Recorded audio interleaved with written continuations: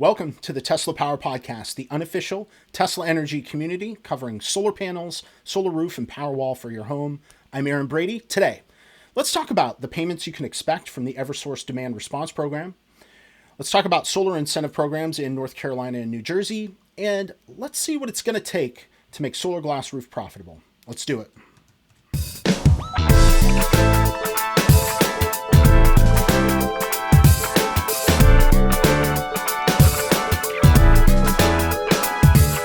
So we'll kick it off with questions and comments. If you have a question or a comment, you can leave it below, or you can call 203-816-5150, or you can email teslapowerpodcast@gmail.com.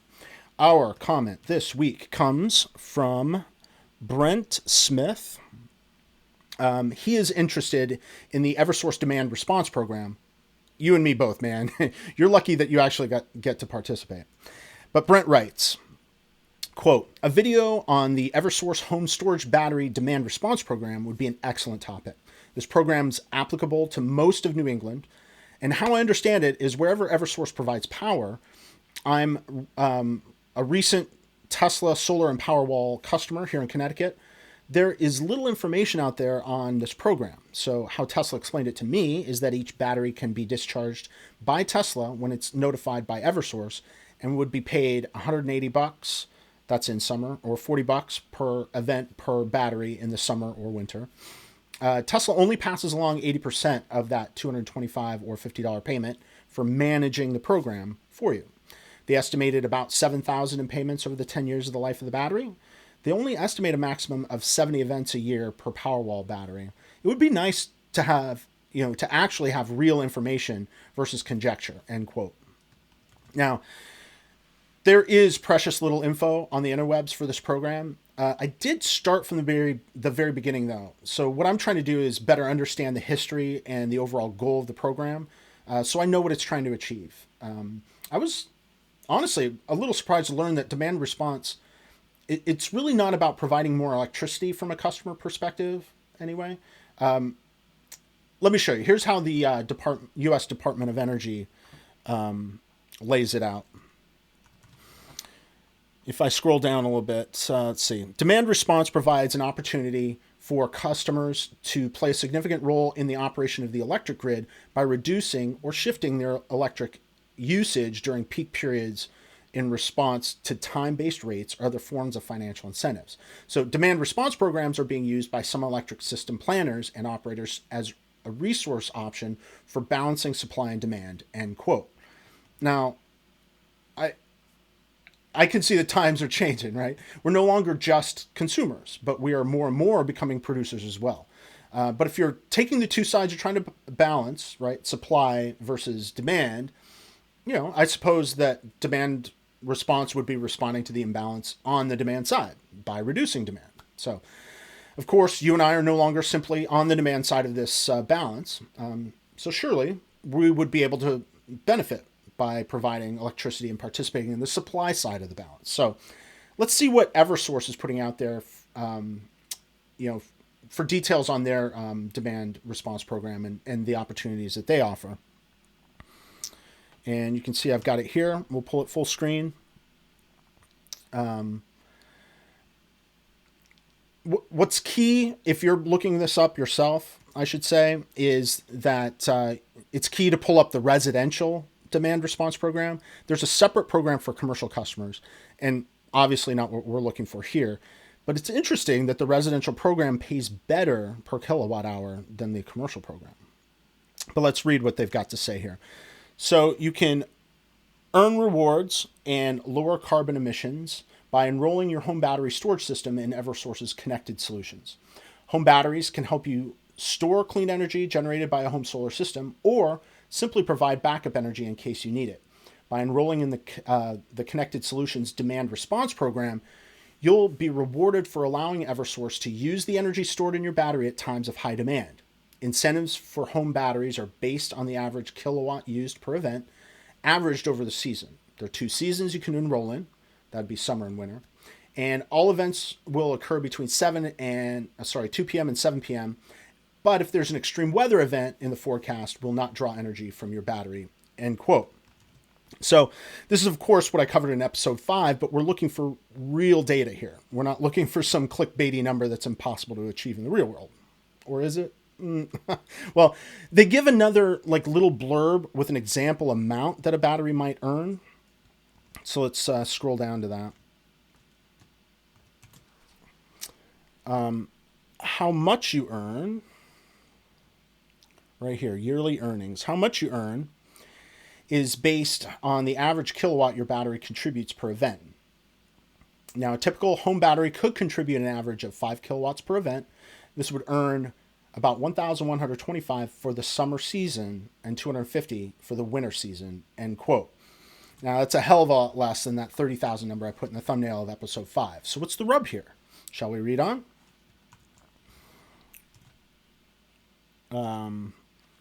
Different batteries can contribute different amounts during events, and your battery must perform in accordance to your interconnection agreement. Additionally, some manufacturers may collect a portion of the incentive payment. Please contact your battery manufacturer or installer for more information about your battery's expected contribution and what, if any, portion of the incentive they collect, end quote. So, I guess we go over to Tesla, right? And it's interesting that the utilities, from my perspective, reading through that they don't want to manage this with each customer. I get that there are a lot of customers, but, they already work with each customer to net meter.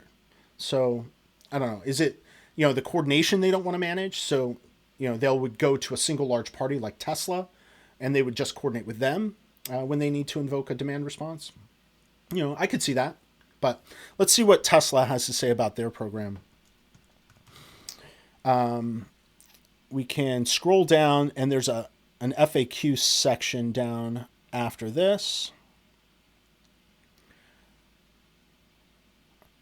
How much can I expect to earn? And I'm going to read paragraph 2 here.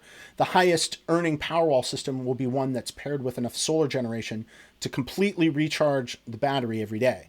These systems will be able to discharge the most capacity during events. If there's plenty of solar generation to recharge the batteries, then Powerwall could earn as much as $700 a year in Massachusetts and Connecticut and $1,000 a year in Rhode Island by participating in connected solutions. So that's definitely not the big money maker that I was hoping it would be.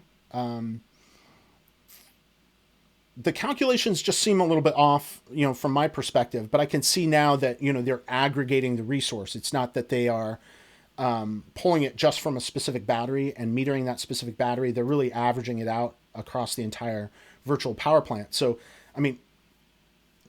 that essentially means the more people that contribute to the virtual power plant, the more participate, the lower that payment's going to be for each battery, right? Because Tesla as a whole, as an aggregator, is going to be asked for a certain amount of power. But I wanted to point out Electrek. So the guy on the left, Seth Weintraub from Electrek, he mentioned last week that the check he gets from Green Mountain Energy is a couple grand.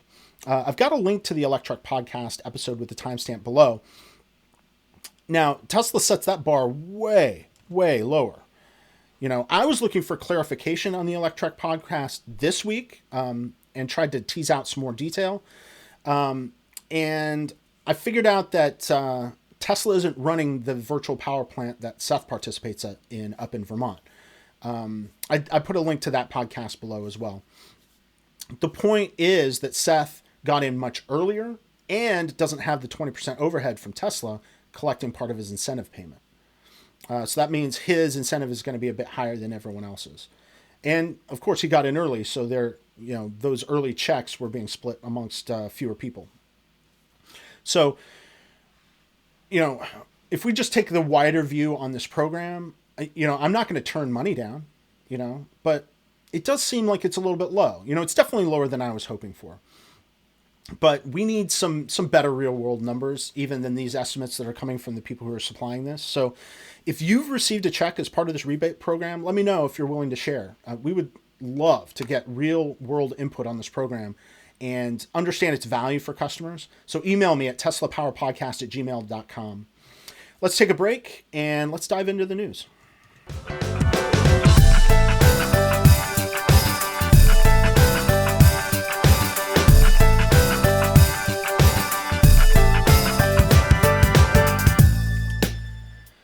So first up, we have WFAE reporting on oversubscribed rebates in North Carolina. Quote, rebates for rooftop solar panels continue to gain popularity among Duke Energy's North Carolina customers, even as the size of the rebates decline. The company reports it received 3,718 applications for just 800 available rebates during the mid-year application window this month. That compares with just over 3,000 applications for 1,600 rebates all of last year, end quote. The popularity of these applications, I've got to say, has nothing to do with the existence of these incentives. I mean, if you're installing solar anyway, you might as well apply for the incentive, right? So even as these particular incentives phase out, their applications are trending up because the economics for putting solar on your roof just makes so much sense. Now, what does this incentive program not cover? It doesn't cover battery storage. And this is a huge mistake.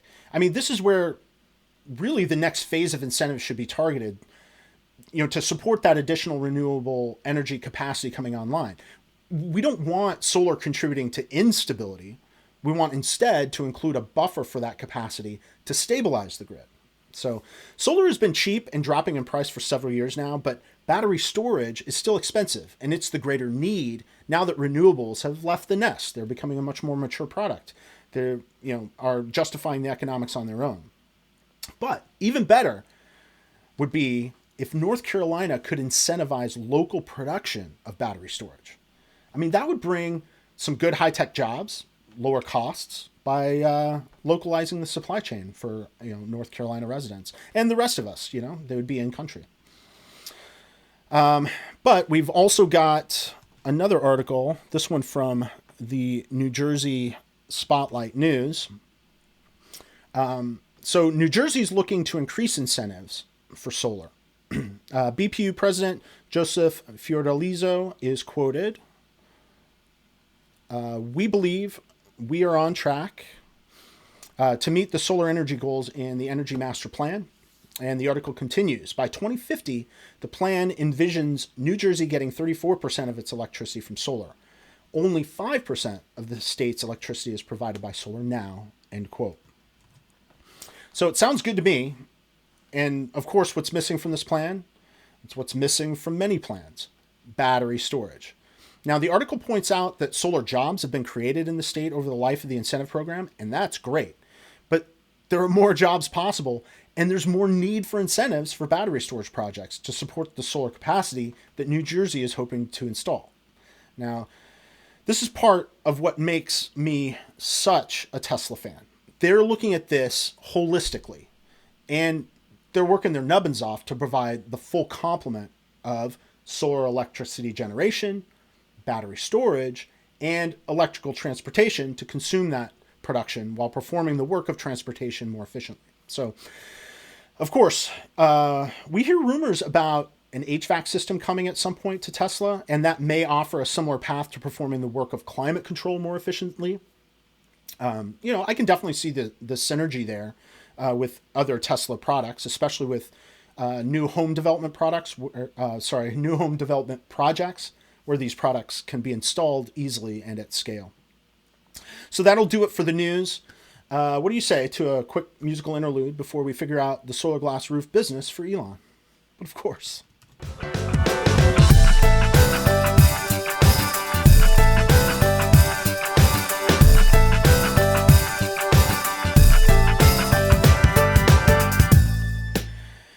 The biggest hole in the earnings call for me was input on the Solarglass Roof ramp.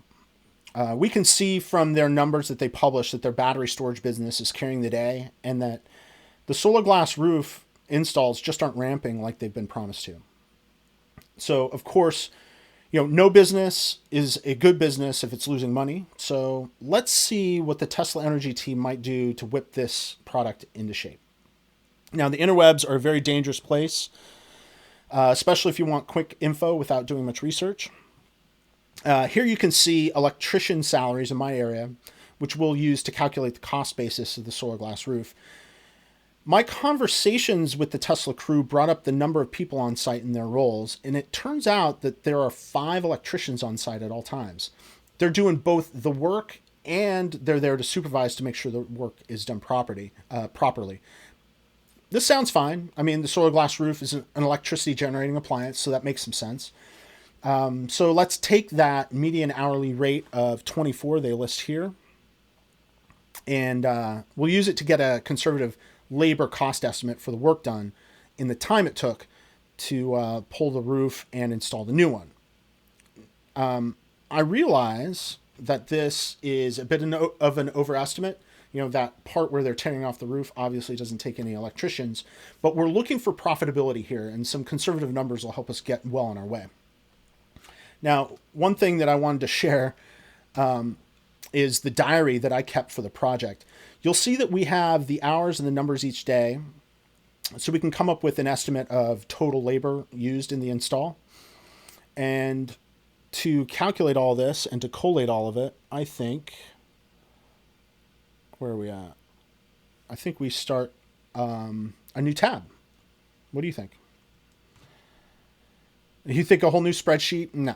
Let's keep all the detail together in a nice tidy spreadsheet where we can bounce around and remind ourselves about different aspects of the project as we think of them, you know, in future podcasts. So here's our new tab. You can see this is material and labor estimates. We're not getting super granular here. We're starting at high level, and we'll refine over time in subsequent episodes. What we want in the first instance is a baseline target for profitability that we can use to back into a retail price for the Solarglass Roof system. We can then compare it to what they're currently charging to get an idea of where the pricing really needs to be. So going back to our notes, we can see here that we need to calculate the man hours worked. What's adorable looking back at this is the schedule as it was originally presented to me. So the roof tear off and the underlayment was to take 2 days. It actually took 4. The Solarglass Roof and the Powerwall install was to take 3 days. It actually took 5, and it wasn't even in a row. It was in series. So all of that, you know, is a lot less than I remember. I felt like the install took like a whole month, but it was really only 2.5 weeks. So anyway, each of those days was 10 hours with 5 people. So let's get back over to our spreadsheet and start plugging in these numbers. If we do that, let's take this full screen. So if we're doing, 90 hours for all of the 9 days, 10 hours each, we have 5 people at a rate of 24 hours a day. $24 an hour. We're already in at $10,800 in labor, and that's a lot for a roof. I don't know. That might be reasonable for solar. I don't know. We'll look into it after we've rolled up all of our costs. But the next thing that we need to look at are the material costs. There were 3 major materials that were needed to prep the roof for the Solarglass install. The first was the underlayment. The second was the ice and vapor barrier. And the third were all of the materials, the fasteners, the plywood, and flashing, which I file under the auspicious supplies. My brother-in-law, he was really quick to find the supplier for the underlayment and the ice and vapor barrier. It's a Canadian company that'll rebrand their products for third parties. The name of that company is FT Synthetics. Let's pull up their website here. You'll see the basic underlayment that's used is called silver. It's about $1 per square foot. We're calculating for my roof, which is about 2,000 square feet, so that's $2,000. FT Synthetics offers the other product they call Cobalt for the ice and vapor barrier, and that comes in at about $1,000 to cover the 3-foot barrier around the roof. We can get pricing for that on Contractor Supply. So all of that, rolled up is at another $1,000. I mean, it's probably not, going to be wholesale prices, but again, we're going for conservative, right? And for supplies, we're going to go to Roofing Direct, and you'll see these nails with the plastic washers. They were used to fix the underlayment. I've got one of them here. You can see that's what's pictured here on the Roofing Supply site. 48 buckets is way, way more than they needed, but we're using that number because basically I don't know what I'm doing, but there's also the plywood and the flashing that we need to account for. So let's get back to what that brings us to for the total material cost of the system. We want to roll up that total material, the labor, the incidentals, the estimate, all of that x the glass and the solar tiles. And if we bring up our spreadsheet, we can see that all of that, let's full screen it. So, right. So the underlayment was 2,000, the ice and water barriers 1,000, supplies 1,200.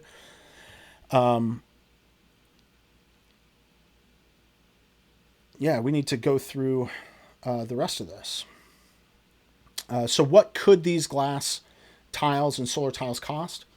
My last attempt to do all of this, I wouldn't say it was exactly successful, right? Let's see if we can get some more helpful numbers this time with the help of this article from Solar Reviews. And it's a pretty recent article, too. This is from May 26, 2021. They note 2 key metrics for costing the roof. If we scroll down just a little bit, I'll take it full screen. Right here. So Tesla's active solar roofing tiles will be $2.01. That's for the solar glass tiles per kilowatt.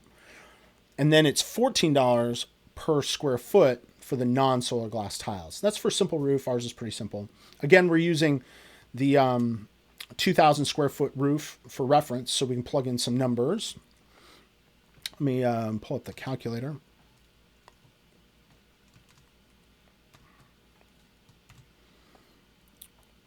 So our solar roof solar capacity is 13.5 kilowatts. We're going to times 2.01. It's going to give us about $27,000, and we can estimate the material cost of about 9,000 divided by 3. So how did I get to that? I went to this site, business e-commerce, ebusiness.com. Let me see what it is.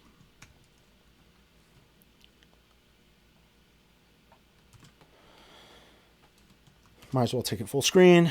I should just go straight to it. businessecon.org. So they talk about markup on materials. And the site notes that a 40% markup would be very reasonable. You can see that they list that in this paragraph here. That could push our costs down to about $8,000 range, but we want to keep this conservative. And then if we're going to move over to the non-glass tiles to see what percentage of the roof isn't covered by solar glass, we can go to the layout. I believe I have my layout here.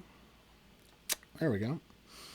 You can see that 3/4 of our roof is covered by active solar tiles. So if we take that 2,000 square foot roof and divide by 4,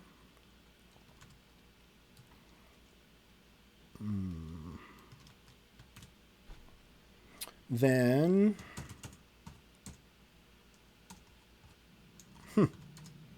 yeah, 500 square feet that we need to cover with the non-solar glass tiles. That's $14 per square foot. So that puts retail at $7,000 and material cost at about $2,300. So let's plug those numbers in. Just got to bring up that spreadsheet again. Full screen, so it's easier to read. So glass tiles at 23.3, solar glass tiles at 9,000. So I'd say we're lining up pretty well with what Tesla's currently quoting for roofs. So we're getting there. Right here, I have a retail estimate cost basis of $82,000. But let's go over to the Tesla website and see what they would be calculating for my house.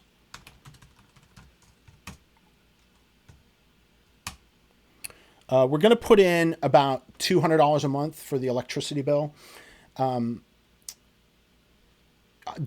only covering, what, 40% of my electricity coverage now. So, my average bill is about $500. So we're going to put in this estimate at $200 for the average electricity bill. We want to get a similar system to make sure that the cost roll-ups are lining up here. So you can see it's 66 after incentives down here, but the estimated retail price, cash out of pocket, is $86,000. So we're, I would say what we're estimating and calculating in our cost roll-up for retail price on the spreadsheet is pretty close, and I didn't even plan that. That's pretty good. Don't forget this isn't including the battery, so we're either very conservative or Tesla still needs to raise their prices a little bit.